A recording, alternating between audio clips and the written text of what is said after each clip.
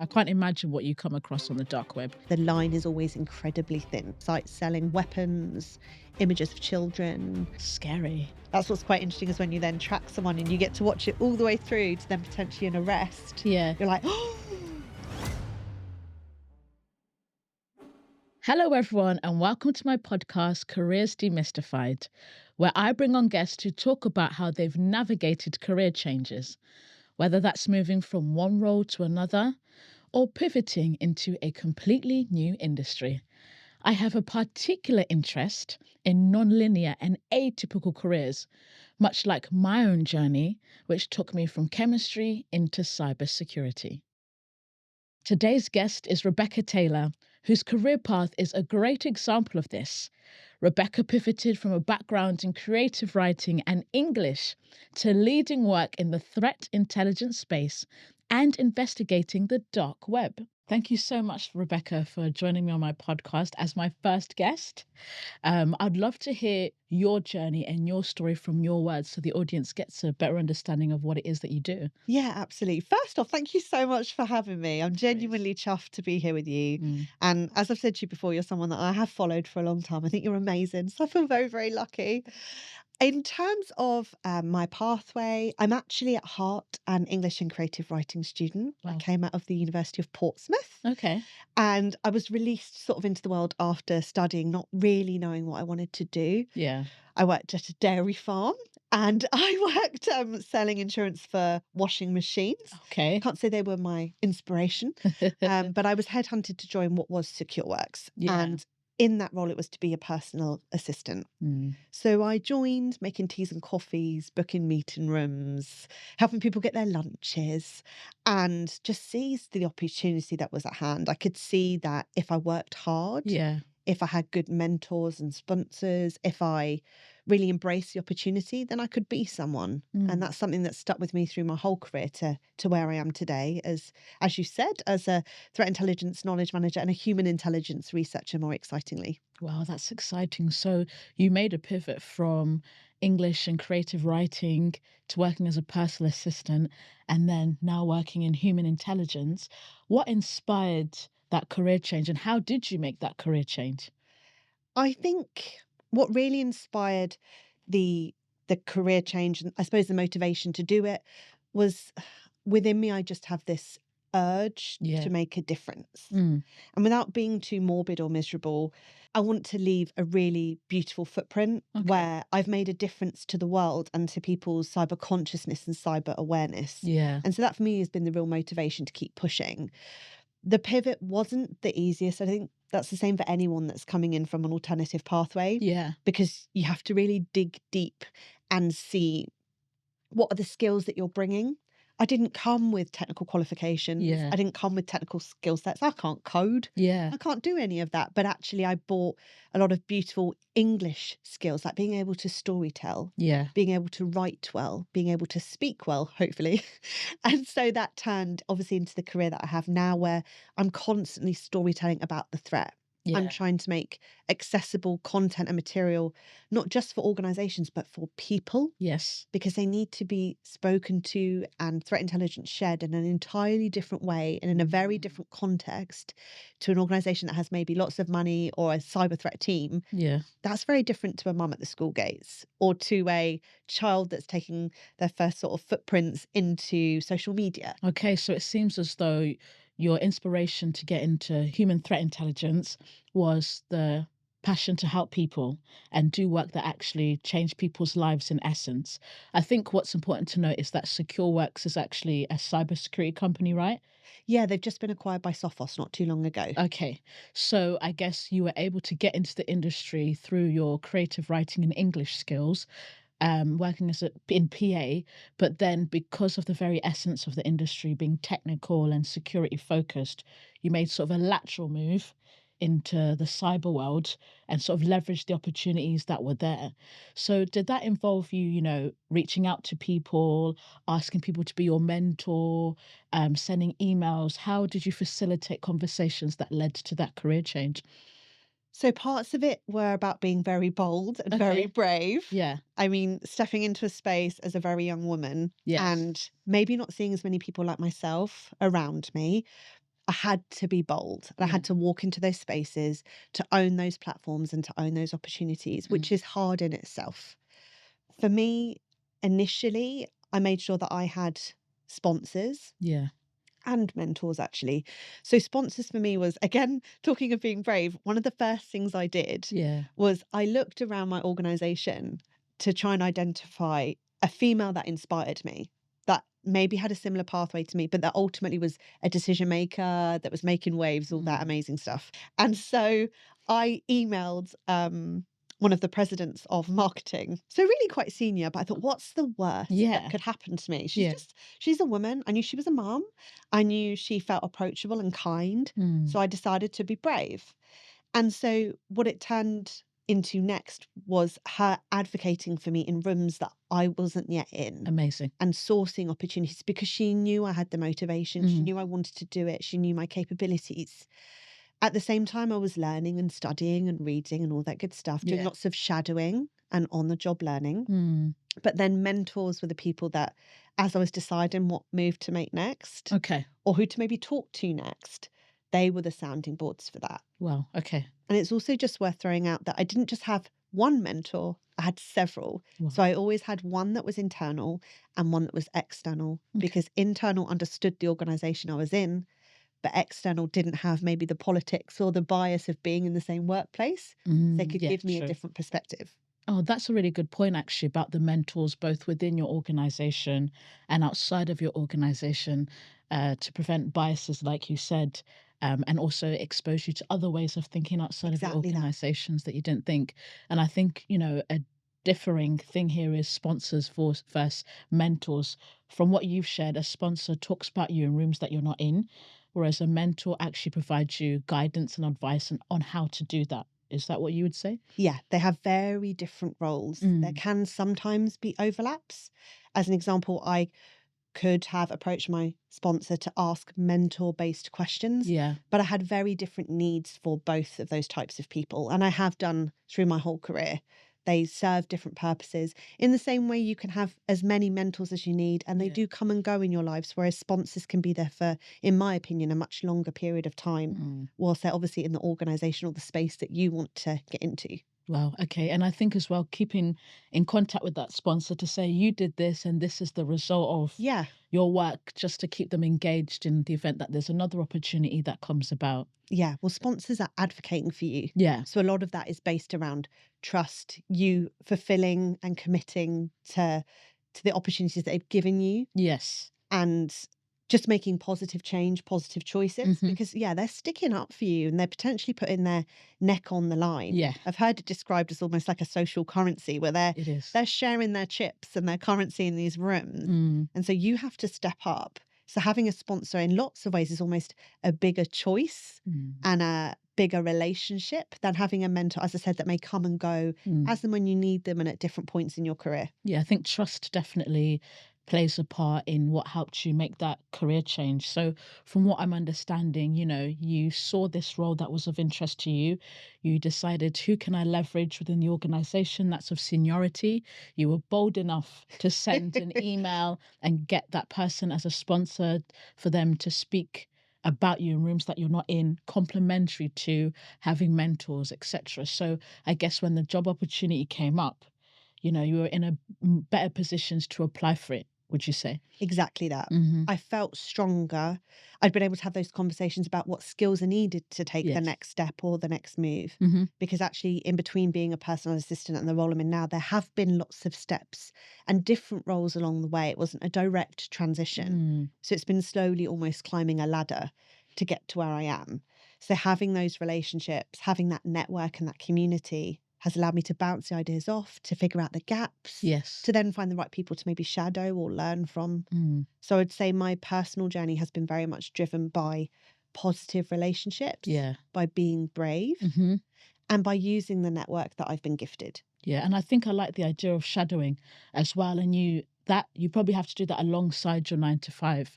So I think making that career change requires a bit more time even outside of your 9 to 5. Still have your duties of the role that you're paid for, but the shadowing means that you have to have extra time as well outside of your 9 to 5 to support that.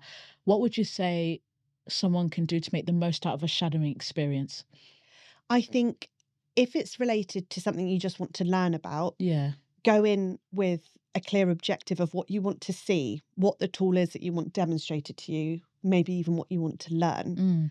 A lot of my shadowing was being like, oh, what are you doing over there? What's that job mean? Can I come and sit with you for an hour and just see Yeah. how you talk to a customer or how you do this piece of instant response work?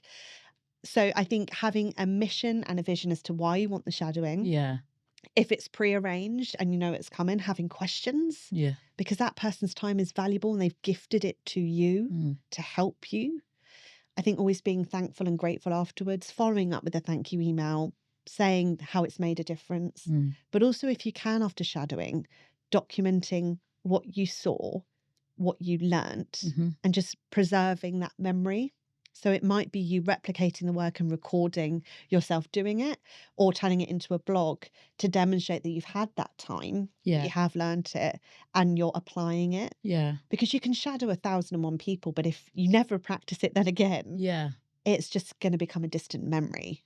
Mm. Whereas if you're building that portfolio, you want to make the next career step, being able to demonstrate that you've done the shadowing, you've got the relationships, you know how to do what you learn, that makes you a far more exciting package for the next role. Yeah, so I think treating shadowing as though it is your first time at the job, in Yeah. essence, as though if you were to write your CV, how would you write your CV with that shadowing experience as though it's actual work experience? Because I think a lot of the time when it comes to shadowing, it's just in awe and amusement, like, "Oh, I'm happy to be here," but actually treating it as though it's your job. And I think a really important thing is what happens after you shadow, actually being able to write, documentation to talk about what you learned, how you're going to implement the stuff that you've learned, and also thanking them for the opportunity that they've given you to shadow them as well. So we talked about how people have helped you navigate that career change, but I want to learn more about the actual skills that you brought into this role. So how did the skills you worked in PA and marketing and English and creative writing actually translate into the world of threat intelligence? So at the highest level, I would say from a threat intelligence perspective, it's being able to, like I said, tell the story. Yeah. So because I can tell a good story, I can write a good story, I can also write poems, but we do that less in cybersecurity. It helps then in explaining the threat, Yeah. the risk, making it more accessible to lots of different types of people. And that's what really the English and creative writing degree gave me, was a Mm. confidence in being able to write and to talk effectively. But actually, a lot of what has helped me is my ability to be quite comfortable with lots of different types of people, Mm. being able to organize myself and organize particularly data. So if Mm. we think about threat intelligence and particularly indicators of compromise, you can get these whopper spreadsheets that are full of domains and IPs and hashes and Mm. all sorts. And you have to be able to look through that and organize it in a way Yeah. and organize, for example, information that's coming from an instant response engagement, organize new intelligence that's come about, I don't know, a state sponsored threat, Yeah. being able to organize my thoughts, being able then to Mm. network and talk with the right people around the business or the organizations externally or my community to Yeah. explain it. That's really the transferable skills that have helped the most. And I would also say purely being able to listen, which I think is a skill Mm. so many of us have, regardless of our degree. Yeah. But being able to listen to what is worrying people, Mm. what their fears are, whether they're talking about their child or whether they're talking about their C-suite, being able to listen to the fears, being able to empathize, Yeah. and being able to find something that's accessible to them that helps them feel safer and helps Yeah. to reduce or mitigate that threat. That's the most important part, in my opinion, as opposed to, like I said, having a big technical qualification Yeah. or being able to analyze malware. Yeah. So what I've picked up from a transferable skills perspective, your English and creative writing enabled you to storytell. And like you said, we need to storytell because cyber isn't just an industry problem, it's everyone's problem. And we need ways to translate that message to the everyday person.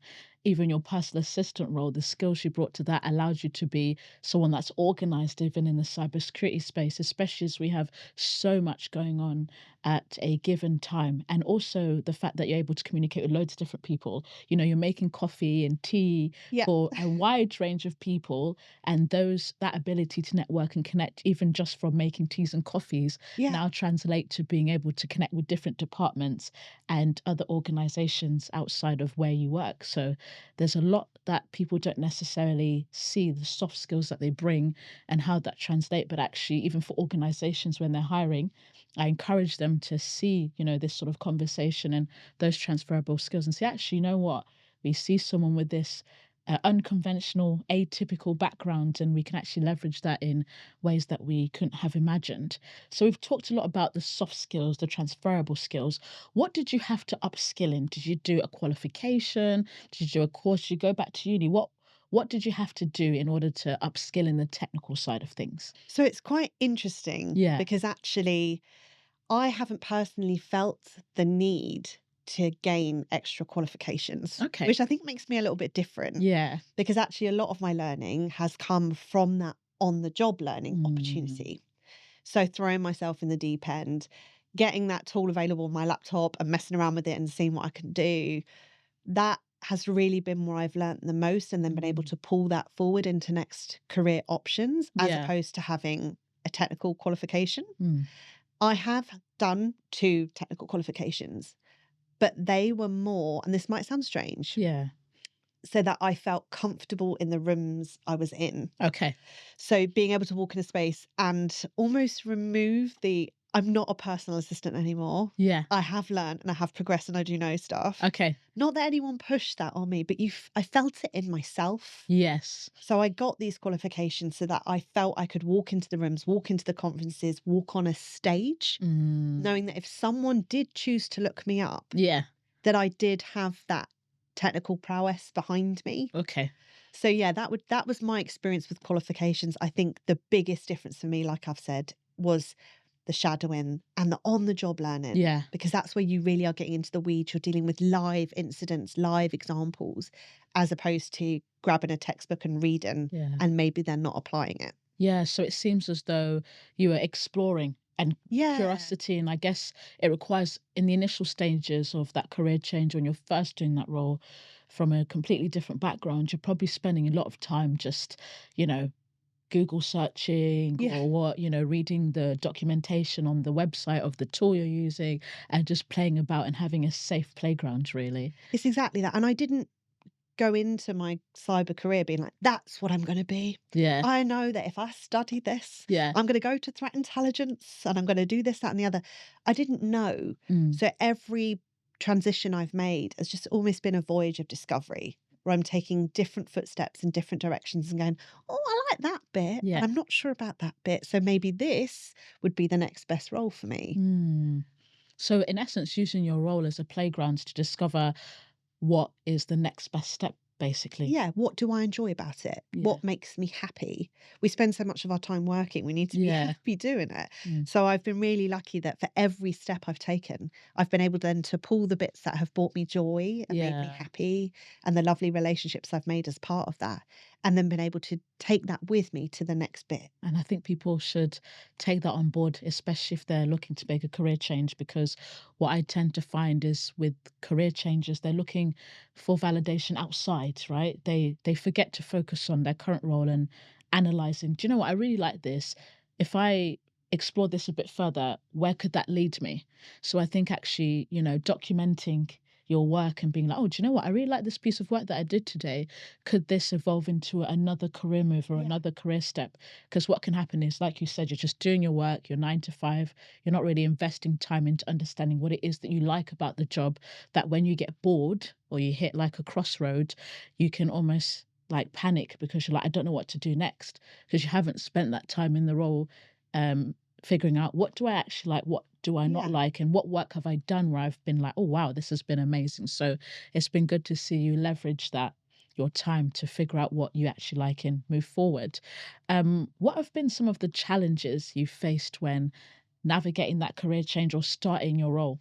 In all honesty, I think I've been very fortunate Okay. because it's at the highest level, it's been pretty plain sailing. Yeah. I've been lucky. I've Yeah. said that already. I've been very lucky.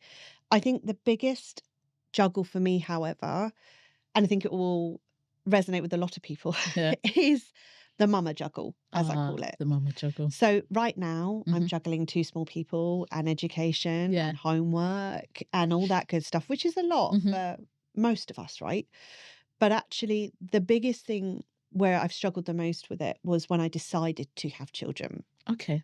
Because actually, as someone that identifies as a woman and is Mhm. able to bear children, it meant that I had to almost stop my career.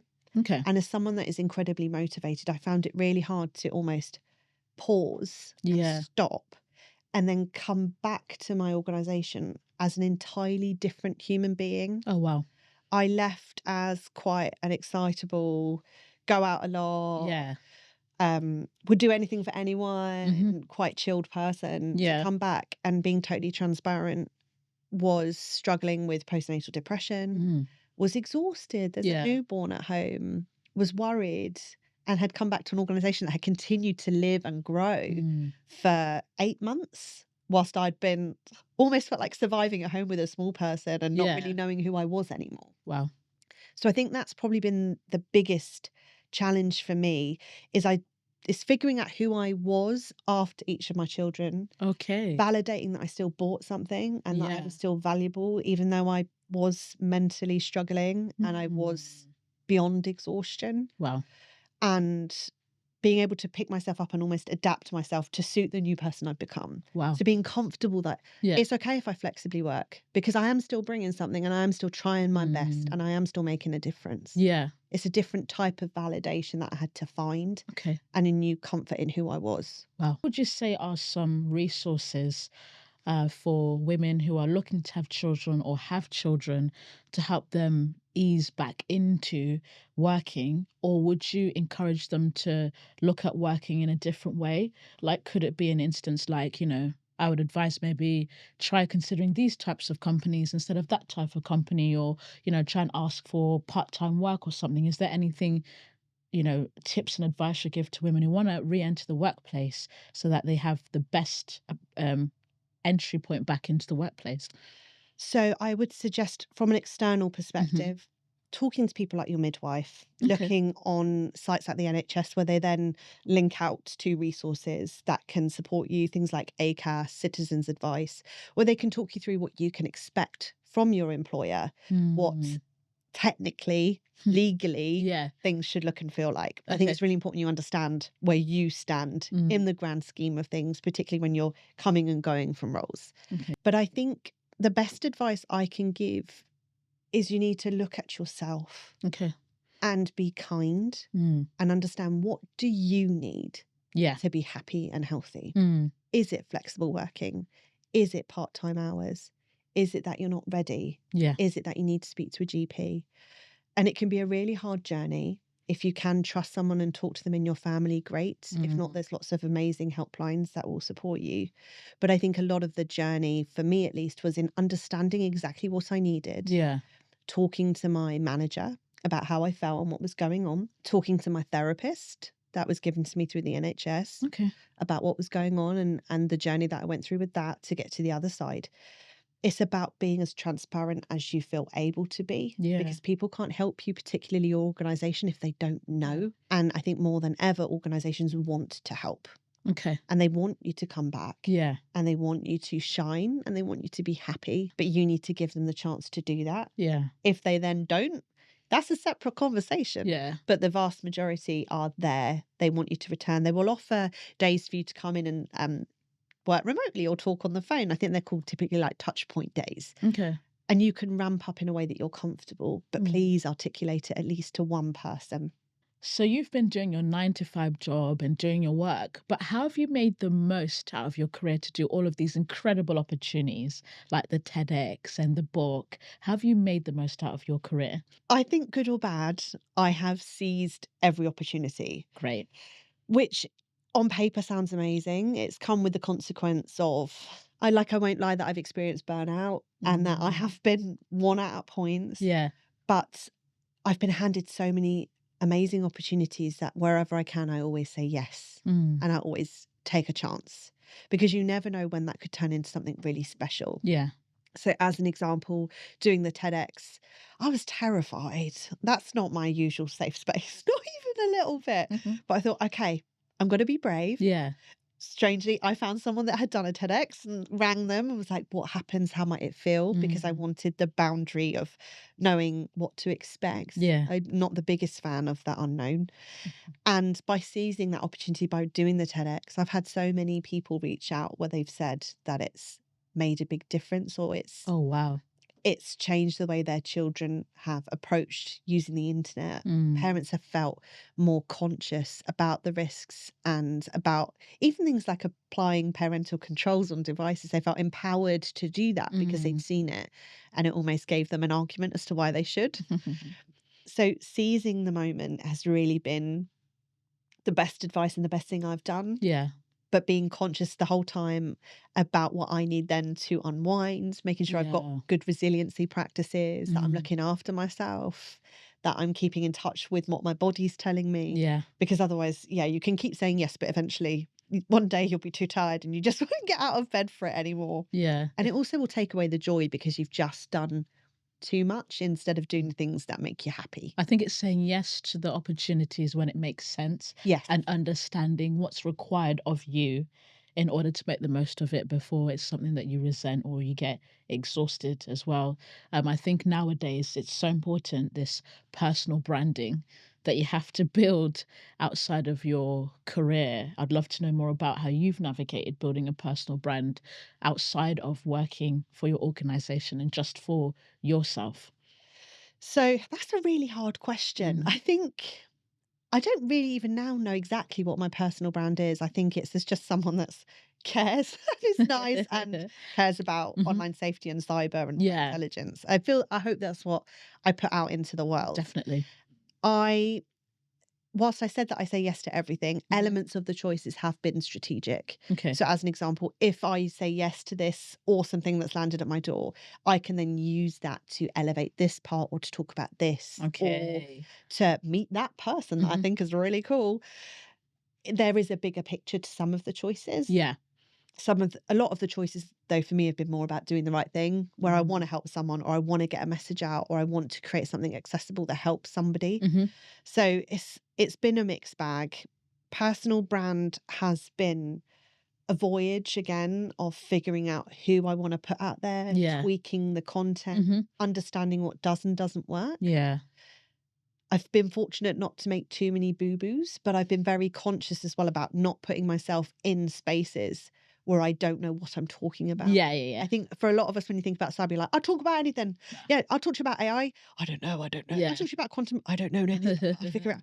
Yeah. Instead, I've honed in on the topics that I really care about, that I'm Mhm. passionate about, Mm. and then use that to be the pivot points for what I publish, what I Yeah. speak to, what I get up on stage and share, because you can feel it then in the way I put it out there. 100%. And I think building a personal brand as a cyber professional is really important in order for us to communicate to the masses about the, threats in the cyber world, right? So that TEDx talk that you did, I shared it with my parents because I've been on their necks like, listen, do not give my younger brothers Yeah. phones, do not give them social media. But you building that personal brand has allowed you to share that conversation outside of the four walls of an organization. So I think from a personal branding perspective, I think cyber professionals should, just so that we continue to light the message of online safety and stuff. When I think of your personal brand, I think of TEDx. Okay, I think good. of online child safety. I think of book author, and I think of cyber agony aunt. Okay, I'm Yeah. happy with that because that's all stuff I've got written on there, so Yeah. that's So I don't even good. see you as your job, if that makes sense. So I Yeah. just see you as advocate for online child safety, and digital footprinting, as TEDx speaker and author of a book. I think that's what's interesting as well, though, is I obviously have a career Yeah. and I'm obviously working in the human intelligence space. Mm. But actually, like you said, I've been blessed to have a lot of amazing lived experiences and gather a Mm. lot of knowledge along my journey that now I'm putting back out into the world that I want Yeah. to share, that I want to help people understand. So, whilst I can continue my role. I mean, I spoke at Cyber Threat just before Christmas Yeah. about cybercrime and about ransomware groups. And in a technical arena, that's potentially what I'm known for in technical spaces. Okay. But actually, what I'm putting out to the masses and Yeah. to the everyday person is that I'm someone that's approachable, that will talk to you about your kids, that can help you Mm. figure out about their footprints, about the choices that could be made, about where they could go. Yeah. But I can then bring in some of the technical pieces, but in a far more understandable and normal way. So yeah, I guess it's knowing your audience and the Yeah. brand you bring to those various audiences, right? Swanline, you've got this branding, but in the technical spaces, you've got another branding as well. Yeah. You can have multiple, Yeah, which I that's think is true. a good thing. Yeah. And I think that's then what will bring future opportunities to your door. Mm. Because, yes, in a public facing way, I have people approach me about talking, like what you said Yeah. about children, about footprints. But then I get the technical opportunities separately where I get to share my research Oh wow. and I'm in a different kind of educational academia style position. Oh, nice. Okay, that's really important actually. People don't talk about that in terms of personal branding. It's usually like entrepreneurship and wanting to have a business. But actually, it seems from a cyber perspective, and we need to work on this as cyber professionals, that you're having these public facing opportunities, but as well as these internal opportunities, and they can both coexist. You don't necessarily just have to have one personal brand. You need to understand how you show up and how you're perceived in different environments and how to make the most out of them, really. Exactly that. And I think just to be conscious that the public facing persona or Yeah. profile or whatever word you'd like to use, that is what people are going to search and see Yeah, first. true. So having the technical papers, the proof as such that you are a researcher or a Mhm. responder or whatever the role is, that's what will work in those internal circles. But the people that don't know you that are gonna research you and the LinkedIn profile or the Mm. things you've written are what they'll see first, which Mm. is where those digital footprints and the wider brand kicks in. Yeah, it's interesting because as a cyber professional, how do you balance having an online presence? Like it's a weird one because as cyber professionals, like we need a personal brand, but we know that that personal brand is digital footprints and that can be used for. So I It's think one it's vicious yeah, I circle. think to be Yeah. honest, that's our superpower in terms of when we do show up online, we acknowledge the risks that come with having the personal brand. Whereas other industries who don't have that personal brand, they don't necessarily understand that, oh, by the way, the information that you put out there, it could be used for a phishing attack, it could be used for Mm, deep fakes and whatever. So I think for those of us in the cyberspace, it's like, okay, I am going to put myself out there. And I know some people are anti, don't say anything, don't do yeah, anything. It depends on your role. But actually acknowledging that this could be the risk that comes with it, but the opportunity that comes out of as a yeah, result, supersedes the yeah. potential risks that come with it. I've definitely had to live that, Hmm. and I definitely appreciate that. What I've done to try and make myself feel better, I Yeah. suppose, about it, knowing the risks and what could actually happen, is by being operationally aware and secure. Yes. So, whilst I have a LinkedIn profile that's got information on there, being conscious about what I share, Yes. thinking Mhm. about not being like, I'm going away on holiday, and everyone knowing that Yeah. I'm not at my home, Yeah. or even things like making sure that I have, it sounds silly, but strong passwords, multi-factor authentication. Yeah. Because if you're Multi-factor going out there authentication. publishing something, Yeah. maybe that is a piece of research. Maybe you are doing a big talk like I did on the Mm. ransomware groups, being then conscious that you've got the right things in place, that if you were then a person of interest, Yeah. or you did say something that drew attention to you, maybe from people that you don't want to draw Yeah. the attention of, that you've done everything you can to keep yourself safe, because that also ties into your brand. Yeah. If you're out there as a cyber professional being like, oh yeah, children should be like careful of what they put on the internet, and oh, look at all these terrible cyber criminals, and then your account gets hacked, that then affects your brand in a different kind of way. Yeah, that's true. That is true. So yeah, lots to learn. Lots to learn. Awesome. So some of my audience might Yes. be wondering, what is threat intelligence? Like, what do you actually do? So, with what I can share, Yes. I focus more on the human intelligence side. And so Mhm. for me, that is more about spotting indicators, but monitoring behaviors and personas of interest. Oh, Also looking for emerging threats. okay. So without going fully into the nitty gritty, I maintain a series of my own personas, that I then have across different spaces. We have built-in tools where then we can monitor what is happening, what's being said in underground Mm, spaces, dark web forums, that kind of thing, and using that to build a picture of the threat landscape, particularly from a cybercrime perspective. interesting. That's the best way I can describe it Yeah. for you. That's the NDA version of. I love that. Sounds really exciting. I can't imagine what you come across on the dark web. It's a very mixed bag. I mean, I focus on access brokerage, data dumps, and like I said, emerging threats. So, for Yeah. example, new ransomware groups forming, but it is an incredibly thin line between looking at access, for example, being sold Yeah. to seeing other types of malicious content, other Mm. types of sites. So, for example, sites selling weapons, images of children. You then go into Telegram spaces like scattered lapses hunters. So it can be quite an unusual space, but the line is always incredibly thin. Oh, wow.